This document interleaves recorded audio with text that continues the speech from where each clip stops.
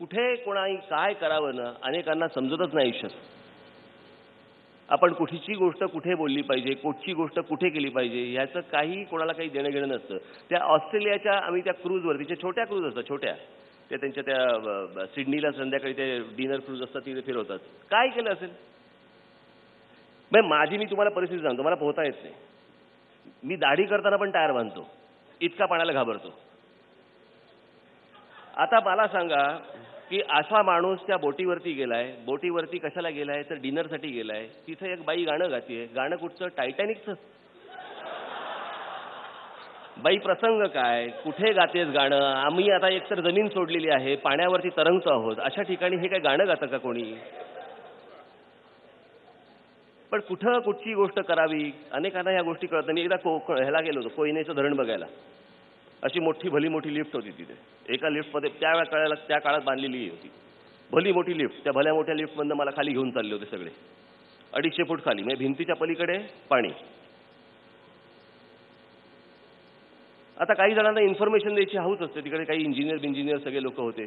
आम्ही खाली चाललोय, हळू चाललीये. बरं, तिचा स्पीड इतका कमी, इतका हळू होता, त्या ह्याचा वेग इतका हळू होता त्या ह्याचा की मला वाटलं की आता परत जाता जाता दाढी वाढेल माझी, इतका स्पीड कमी होता. जाताना ते इंजिनियर अत्यंत उत्साहात मला सांगत होते, काय ना साहेब, इथे दिवसाला 100 भूकंप होतात. तर मी म्हटलं आपण वरती आल्यावरती सर्किट हाऊसवरती ह्याची चर्चा नाही का करू शकत? म्हटलं ही काही जागा आहे का खाली जाताना भूकंपाची चर्चा करायला? खाली 250 फूट खाली पोहोचलो. पोहोचल्यावरती तिथे अशी एक वाऱ्याची झुळूक आली. बाहेर पडल्यावरती काहीतरी आवाज आले. म्हटलं हे कसले आवाज हो? लिकेजेस.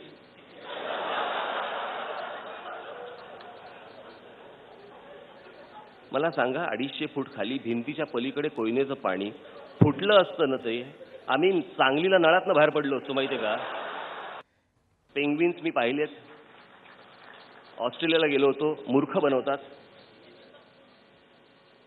असाच कुठेतरी गेलो होतो मी, त्या स्कॅन्डिनेव्हियामध्ये. ती ही कुठे ती काय तिला काय म्हणतात, तिला मरमेड कुठे असते ती? नाही, कुठेही जा, रेस्टॉरंटला गेला, हॉटेलला गेला, इकडे गेला, तिकडे गेला, आपलं एक चित्र, मरमेड. पत्नीला म्हटलं चला बघायला जाऊ. बघायला गेलो. मरमेड एवढीशी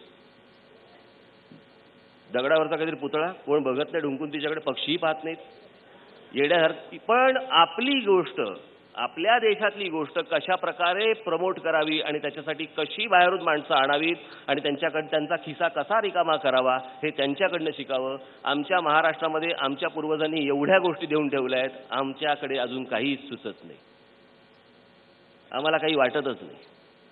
त्या ऑस्ट्रेलियाच्या किनारपट्टीवरती गेलो, तिकडे आम्हाला सांगितलं की एका वेळेला लाईट बीट मारतात आणि आम्ही त्या सगळ्या पट्ट्यांवरती बसलो. त्याच्यात पाऊस सुरू झाला, त्याच्यात थंडी होती.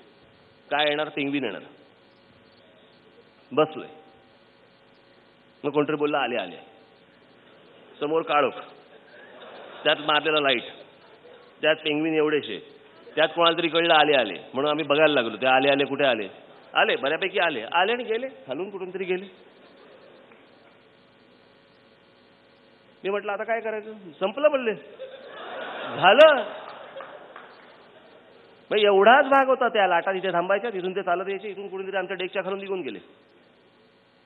पण ते पाहण्यासाठी किती किंमत मोजावी, ते पाहण्यासाठी तुम्हाला किती आकर्षित करावं, ते तुम्ही पाहिलं नाही तर जगात अनेक अशा मोठ्या गोष्टीला तुम्ही मुकलात.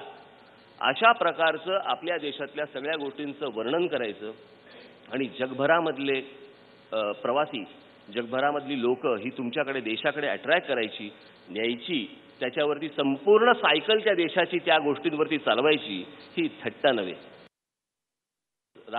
हेच सगळे राजवाडे आणि अशा अनेक गोष्टी आज राजस्थानमध्ये ज्या प्रकारे तिकडे ठेवलेल्या आहेत, त्याची हॉटेलं केली आहे, ते बोलवतात, बघतात, सगळ्या गोष्टी करतात. आज महाराष्ट्रामध्ये महाराजांचे एवढे किल्ले आहेत. या किल्ल्यांवरती जायला, या किल्ल्यांवरती आमचे जाऊन येऊन काय करणार?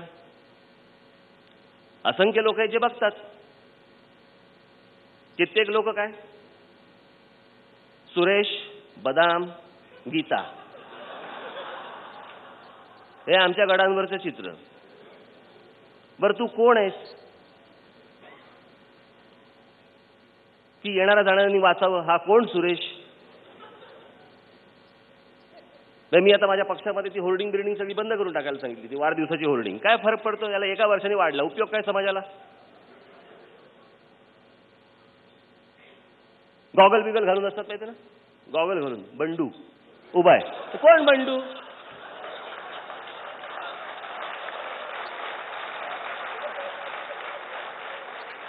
चला लायकी काय काय करतोस तू आयुष्यामध्ये? विनाकारण ह्या सगळ्या गोष्टी करायच्या.